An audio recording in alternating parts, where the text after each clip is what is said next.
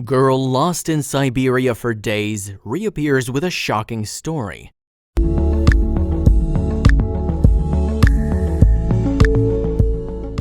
When Svetlana Evai planned an afternoon's walk across the Russian tundra, she had no idea just how far off course she would stray.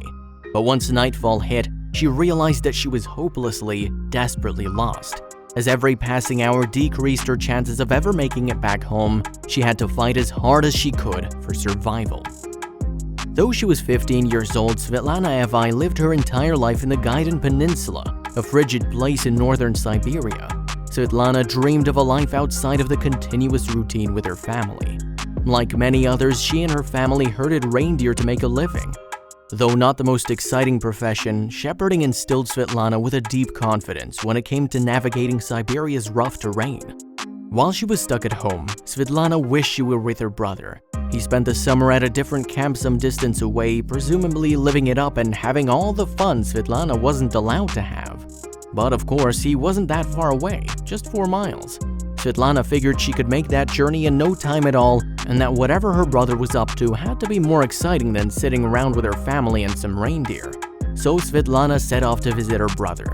She was traveling alone and without any kind of navigation aids, but she wasn't worried. She knew the terrain like the back of her hand, so surely going a bit further wouldn't pose a problem. Several hours passed and Svetlana started to panic. She should have made it to her brother by now, and yet she stood in the middle of the wilderness with no people or buildings in sight. She began to feel dizzy. Meanwhile, her family back home grew concerned. Svetlana had never gone out alone for such a long time. Her uncle Ivan, knowing that time was precious, organized a search party of family members and neighbors. They had to find her. But Ivan understood the vast scope of the Siberian region.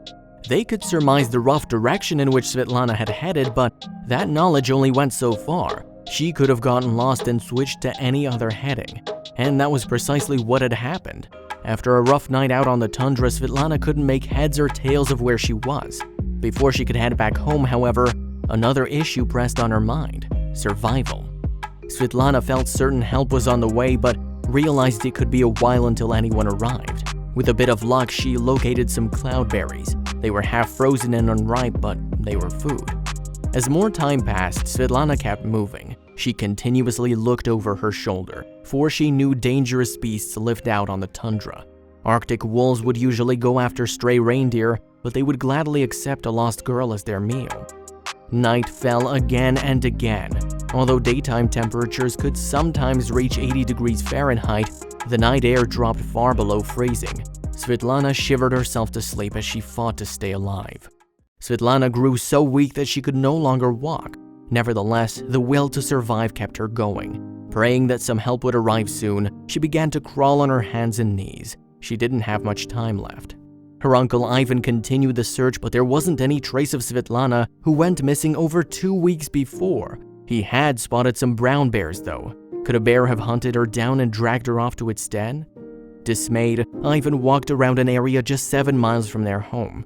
Then, without warning, he spotted a figure on the horizon. It ambled toward him. Without thinking, he ran towards the shape and hoped for a miracle.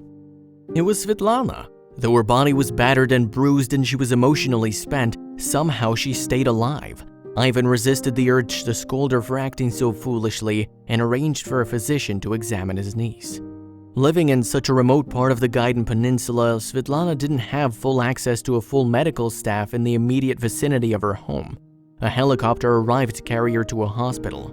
Once aboard, she shared her incredible story. Nobody could quite believe how Svetlana scraped together the bare essentials out in the wilderness. Though still just a girl, she managed to evade the tundra's many hazards while knowing how to take advantage of its biggest asset: plenty of fresh water. Amazingly, Svetlana seemed pretty healthy. Though she had no shelter and barely any food over the course of 2 weeks, her vitals were pretty steady. Doctors found no sign that her life was in danger. But just as a precaution, Svetlana's family kept her in the hospital in Tazovsky to fully recuperate. They gave thanks that she survived such an ordeal and hoped that after her harrowing adventure, Svetlana wouldn't mind spending time at home again.